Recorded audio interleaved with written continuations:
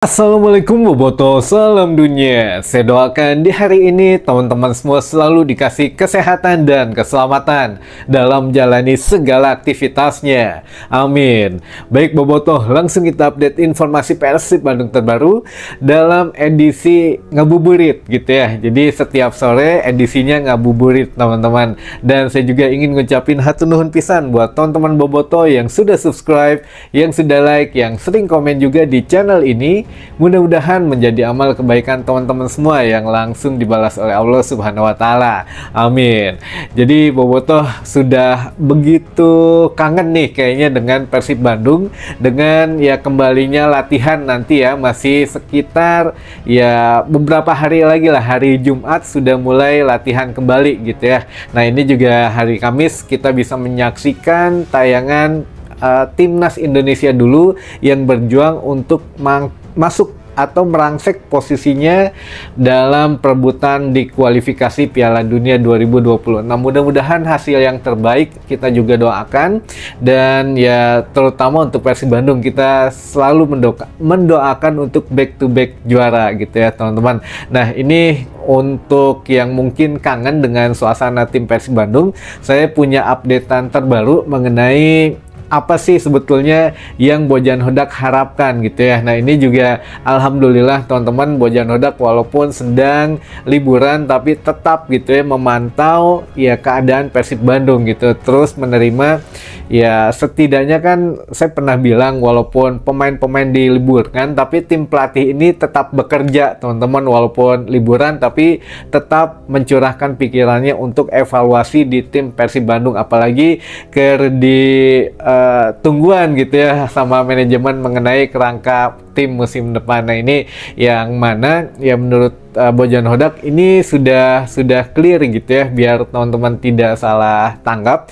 Bojan Hodak sudah mengatakan kita sudah menatap 7 laga terakhir di Persib Bandung, makanya kenapa kita menyebutnya sebagai laga final, karena kita tidak ingin kehilangan 1 poin pun atau tidak ingin ya terpeleset. Jadi kita jangan melihat posisi 2, posisi 3 dan selanjutnya, kita hanya fokus ke Persib Bandung saja.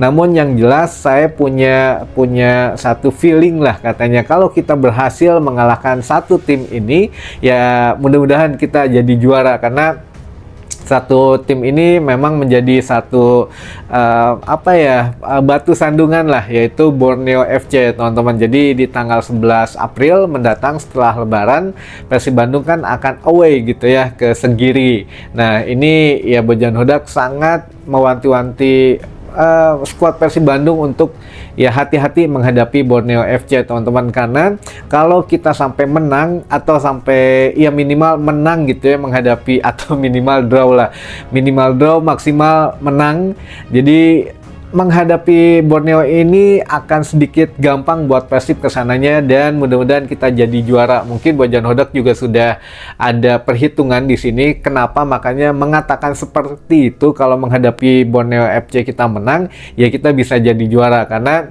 dari 7 laga sisa ini kita perlu ingat teman-teman, dari 3 laga away dan 4 laga kandang. Nah ini yang mana 4 laga kandang ini menentukan juga. Kalau dari 3 laga away ini yang paling diwaspadai kan ada 7 laga away itu menghadapi Borneo, menghadapi Malut United dan menghadapi Persita Tangerang, sedangkan 4 laga kandang menghadapi Bali, menghadapi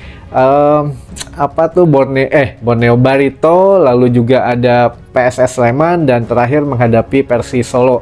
Nah ini menjadi satu hal yang mungkin ya bisa lah menghadapi Persis, oke, bahkan bisa menjadi back to back juaranya ketika bermain di kandang sendiri gitu ya di GBLA. Lalu juga menghadapi PSS Sleman ya oke lah gitu, optimis gitu ya menghadapi PSS di laga kandang.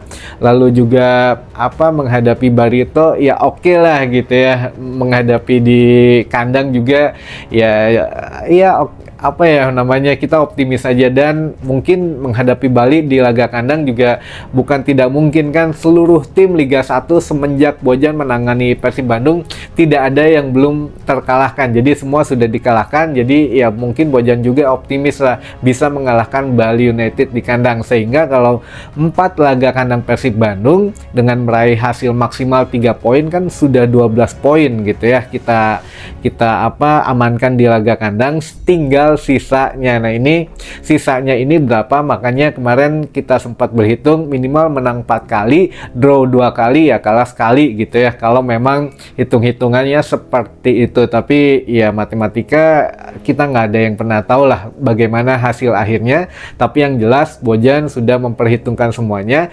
minimal tidak kalah menghadapi Borneo FC, kita bisa menang, apalagi menang menghadapi Borneo FC kesananya gampang katanya teman-teman. Jadi kita bantu doa saja gitu ya.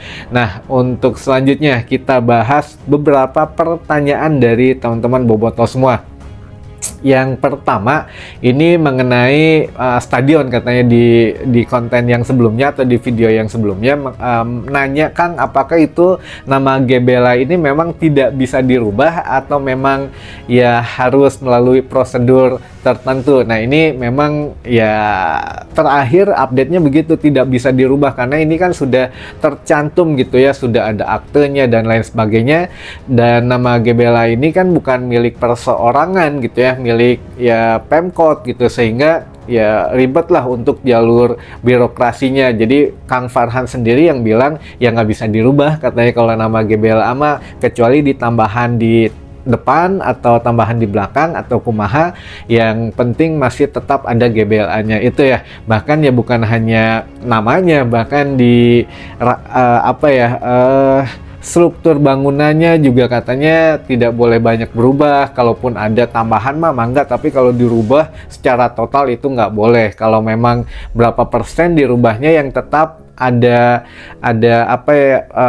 struktur yang utamanya itu nggak apa-apa katanya. Tapi kalau dirubah total itu nggak bisa teman-teman, karena bertentangan dengan hukum dan dengan ya syarat-syarat gitu ya yang ada di Pemkot Bandung gitu teman-teman. Mudah-mudahan terjawab. Lalu pertanyaan yang kedua, tadi juga di komenan yang video sebelumnya menanyakan bahwa apakah pemain yang cedera ini tetap digaji atau tidak, Kang, katanya. Nah, ini mudah-mudahan bukan hanya yang nanya saja, tadi lupa saya nanyanya. Yang nanyanya namanya soalnya nama username acak gitu ya, bukan nama orang asli. Jadi saya tadi rada hilap lah siapa namanya. Ini juga informasi buat teman-teman Boboto mungkin yang belum tahu atau yang penasaran, sebenarnya pemain Persib yang cedera ini digaji atau tidak. Jawabannya adalah digaji teman-teman.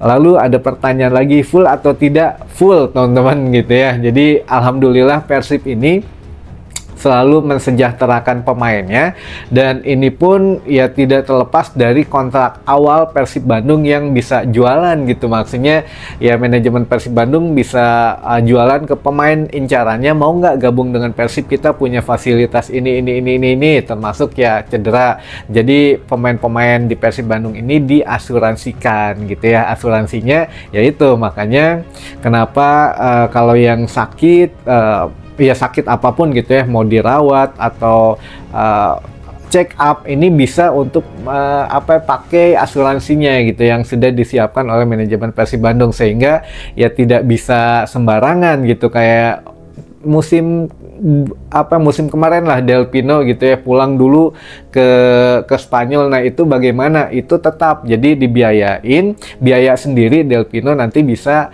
ya rembes lah istilahnya mah gitu ya, bisa dirembes ke manajemen. Jadi yang kalau mau dirawat Indonesia, kita juga bisa di beberapa rumah sakit, bahkan kalau di Bandung mah sudah pasti gitu ya, di beberapa rumah sakit sudah kerjasama.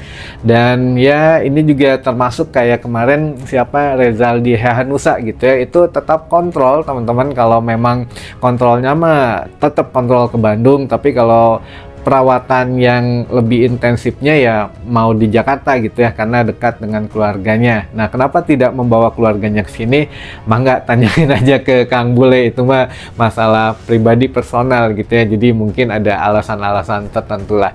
Nah, ini juga makanya kalau di Persib Bandung gitu ya, pemain memang selain dimanjakan juga ya lancar gitu ya dari segi gaji. Kalau dibilang aduh itu mah tuh berarti makan gaji buta, ya nggak juga, karena sudah tertera di kontrak awal teman-teman. Makanya kontrak itu pemain harus baca. Kalau memang dia punya agen, biasanya agennya yang memperingatkan gitu ya, baca ada yang penting-penting nih gitu, kayak kemarin kasus DDS lah. Jadi memang ya agennya pintar di sini, agen DDS. Jadi ya mungkin ada sedikit celah yang bisa dimanfaatkan. Manajemen juga kurang oke gitu ya dalam menyusun draft MOU kesepakatan kontrak, ya ini bisa dijadikan celah. Tapi karena udah selesai ya sudah, kita juga nggak bahas.